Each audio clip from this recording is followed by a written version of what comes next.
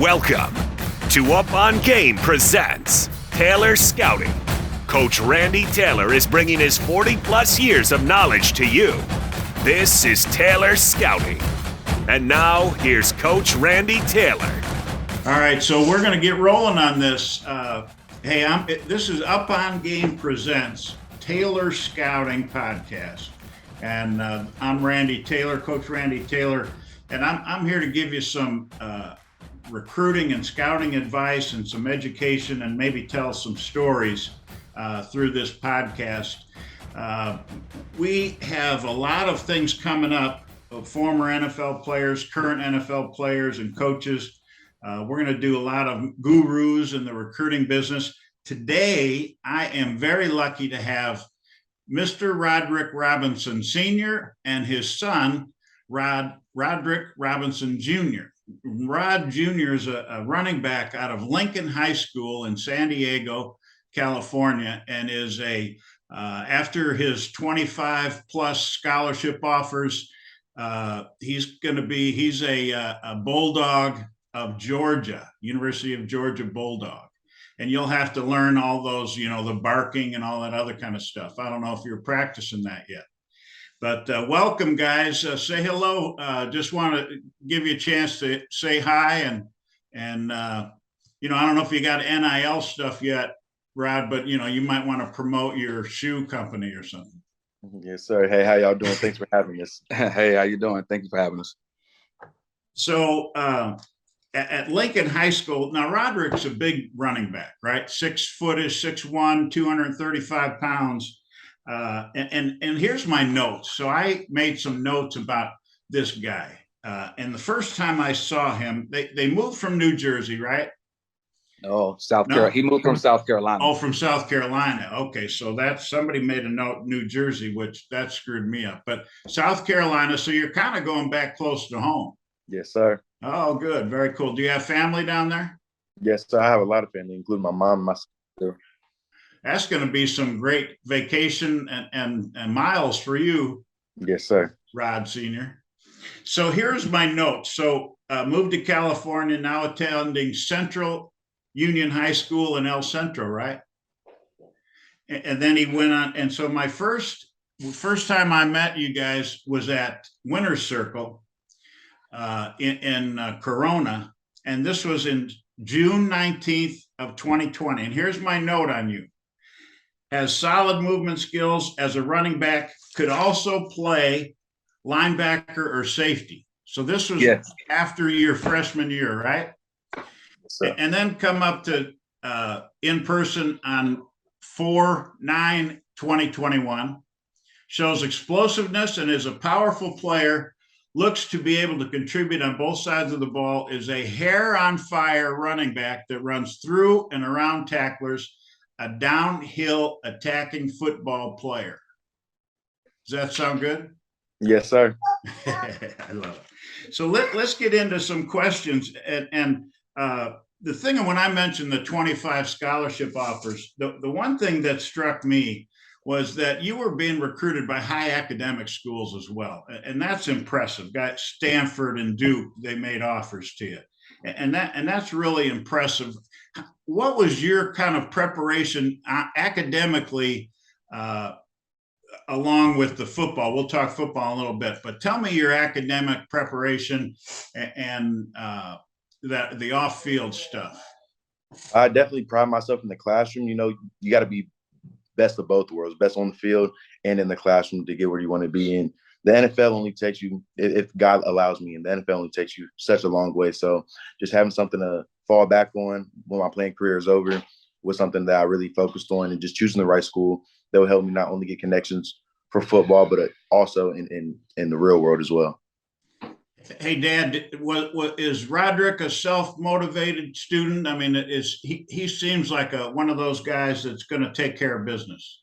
Yes, all day long. Roderick, he understands that football only lasts so long.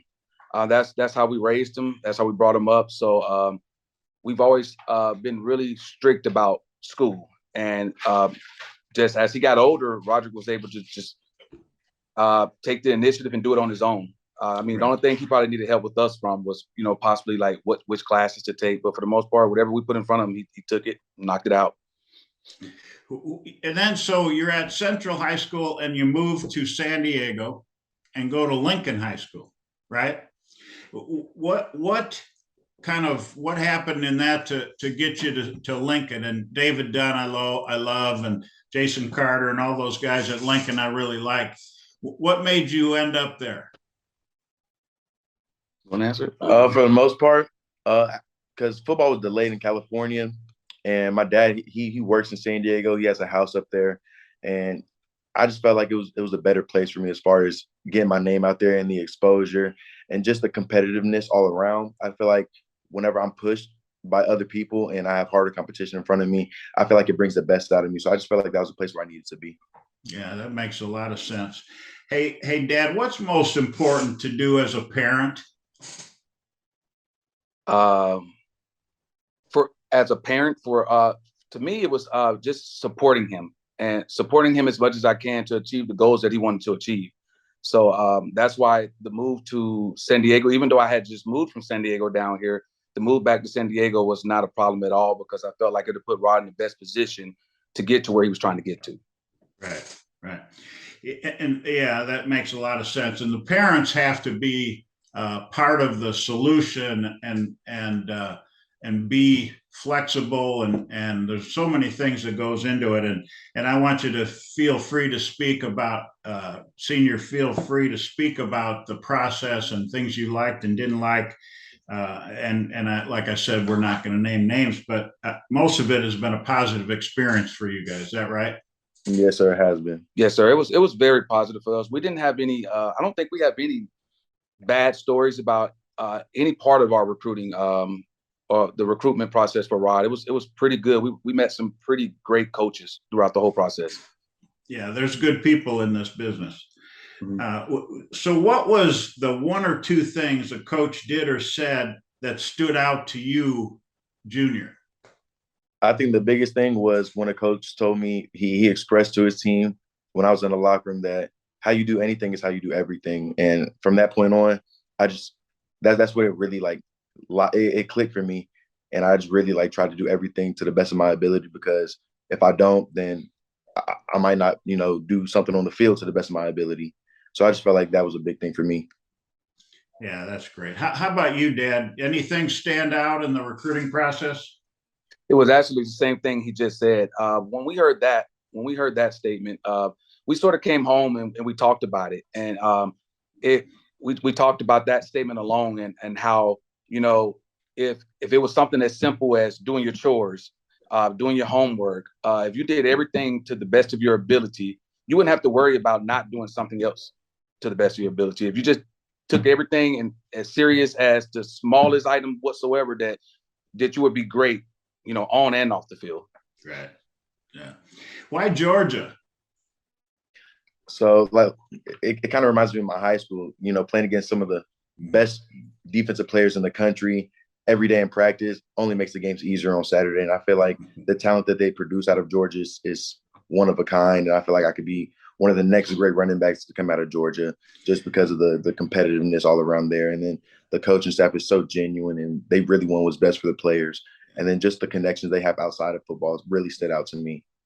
Have you, when you go to Georgia, when do you leave? Do you go mid-year? January 3rd. Nice. Do you have something and you want to study in academics at Georgia? Kinesiology. I want to become a physical therapist. No kidding. All right. If I'm gonna stick around and you can help me figure out my neck problems. Yes, sir. How about that? Hey, I know coaches have been recruiting you and you're going to Georgia to play running back, right? Yes, sir. Anyone bring up linebacker to you? None of the coaches at Georgia, none of the coaches that have been recruiting me, but, people I see around sometimes just say, when they ask what position I play, And I say running back. Some of them are a little bit surprised, but once you turn on the film, you can see why. Yeah, there's no doubt about that. The film speaks for itself. The eye in the sky does not lie, as us old ball coaches would talk about. But yeah, I think you have a great future. And you know what? In my mind, you just look like a Southeast Conference running back. Yes, sir. You know, you've got that whole look, that body type, and the athleticism and the downhill toughness. You can catch the ball. You're a heck of an athlete. And I'm really excited to watch you. Just ask a question, kind of a NIL question, which may not be fair today, but has there been much discussion with you as a senior that's going to be recruited heavily about the NIL? Has that been a topic that anyone's prepared you for? Not really, not too much. I come from a great household, so making a decision on the school I wanted to go to, NIL wasn't a factor at all because I just felt like I needed to choose a school that was best for me for the long run. So I chose the school that was best for me based off of academics and football. That's outstanding, and I can tell you're that kind of guy that all of that stuff will take care of itself, and those things will come to you. I see you playing at the next level, which to me, that ultimate level on Sundays, and I'm just going to be able to watch and enjoy that process of you playing at Georgia and then going to the NFL whenever that is, and everything else is going to come to you, and I think you're a blessed guy and a blessed family, and it's really been fun to talk to you. And before you leave, though, I want to ask you a question about Rashad. Yes, sir. All right, so we got to start promoting that young guy, Rashad. How big is he now? He's about 5'7", 5'8", 170 pounds. Nice. Now he's a little bit smaller than you, but maybe faster. Not now, of course, but when I was a freshman, he definitely has a track speed. Good to hear it. Well, hey, I appreciate you guys being on with me. Roderick Robinson Sr., Roderick Robinson Jr. Roderick is going to go to Georgia and be a Bulldog, and we're going to be watching you on Saturdays and in all those championship games. And I really appreciate you being on. Two of my favorite people. Thanks, guys. Yes, sir. Thanks for having us. We're at Up on Game presents Taylor Scouting Podcast. This is Coach Randy Taylor giving you recruiting, scouting advice, education, and some anecdotes. I've always wanted to use that word on these podcasts. And so thanks for joining me. We're going to talk a little bit about signing day and the National Letter of Intent. We're in signing day, early signing day week. For high school athletes and JC athletes. And then, the portal is a whole different animal, and we'll get to some of that as well. But today is about signing day and the National Letter of Intent, and looking forward to it. And please rate and review this podcast for us, okay? So we can get better and give you some great shows. Early signing day, which is December 21st to the 23rd. And weird, signing days always start on Wednesdays. So the early signing day is Wednesday, December 21st. The regular signing day is February 1st. And it's a little bit kind of a misnomer. Signing day is really signing period, because that February signing period goes all the way to April. And so that's kind of one of the things that we want to talk about. And the rules that have kind of come and gone or come really in the signing day and the National Letter of Intent are really interesting and have changed so much. Now, me being somebody that's been in this business for 40 plus years, when I started, it was the Wild Wild West. Right. And I mean, I've got some stories. So listen, here's a great story. A couple stories I want to tell you just about signing day and what a kind of a crazy day this used to be. I had a coach, a defensive line coach with us, who got a young guy, because before you could be at signing day, you could be there with the National Letter of Intent. And so he had the idea that he was going to take his car, put the kid in a motel, so the door opened outwards, right? he backed his car up against the door so the kid couldn't come out, and he signed his national letter of intent while he was still in the room. And that's just how some of these crazy guys do. There's been coaches who have parked outside of houses, waiting for, slept in their car overnight so that Wednesday morning at 7 a.m., wherever they were, they'd be able to get that national letter of intent and send it, get it faxed in, because they kind of faxed everything in, right?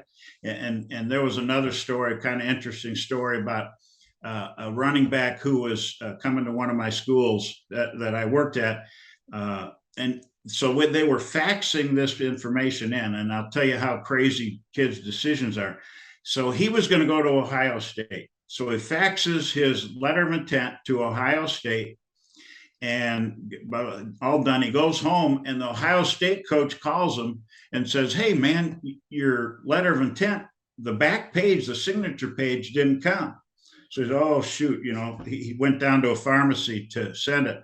And but between the time he sent that and when the coach called him, he changed his mind and decided to go to a different school, and they faxed it all correctly after that. So it's, a 5-minute period, and life changes for this young guy. A little bit about signing day now. Everything's digital, like it always is, right? Or everything is, I guess I should say. And so they're just emailing letters of intent now, and it's a little bit different. The other thing that's really different about this process is the number of national letters of intent that'll be signed, especially in this early signing period. Because of the portal, and this also includes junior college signing, because junior college is this the same early signing as the high school kids. But because of the portal, college coaches may sign 10 high school players and then try to get 10 or 15 portal players. Now, the portal kids don't sign national letters of intent. They just sign paperwork that goes with the school. And so that's something that you got to keep an eye on. And if you watch all the internet, we had Brandon Huffman on last week. If you watch his stuff on signing day, you'll see that they'll have portal kids that 24/7 will talk about, and high school signings. So that is a change in all of that whole process. So we're going to talk about everything involved in college recruiting and scouting, and hopefully we can bring you information that you won't get anywhere else. Our next podcast is going to be in a little bit in a week, and we're going to talk some more about signing. I'll have a unique take on who signed and what schools did well, and we'll get to a lot of different topics. So please subscribe to Up on Game Presents on the iHeartRadio app, Apple Podcast, or wherever you get your podcast. Please rate and review our podcast. Follow us on Up on Game Network, and me at Twitter, @RTaylorFB Scout. And full episodes of the show, Taylor Scouting, go to Up on Game Network, Up on Game Presents on the YouTube channel to watch more. And we'll be back again in about a week. All right, guys, thanks. Have a great week. Take care.